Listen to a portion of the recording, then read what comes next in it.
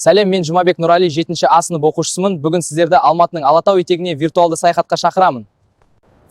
Алматы Қазақстанның ең әдемі қалаларының бірі. Бұл қала Иле Алатауы тауларының етегінде орналасқан. Алатау таулары қаланың табиғатына, климатына және көркіне үлкен әсер етеді. Алматы Қазақстанның оңтүстік шығысында орналасқан қала, оның шығыс бөлігін Жетісу Алатауы қоршап тұр. Бұл таулардың етегінде біз әртүрлі биологиялық және географиялық құбылыстарды байқай аламыз. Мысалы, тау етегінде өзендер мен бұлақтар ағылып, қалаға таза су әкеледі. Бұл өзендер Қалқаман мен Иле өзенінің бұлақтарынан бастау алады.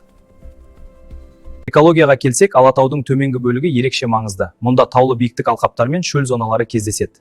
Ағаштар, қарағай, шырша және көктерек ауа сапасын жақсартады, топырақты эрозиядан қорғайды. Бірақ қала өсуі мен жол құрылысы кейбір табиғи мекендерді қауіпке тігуде. Алатау етегіндегі Алматы қаласының реті жобасында Алматы қаласының табиғи ортадағы орналасу зерттелді.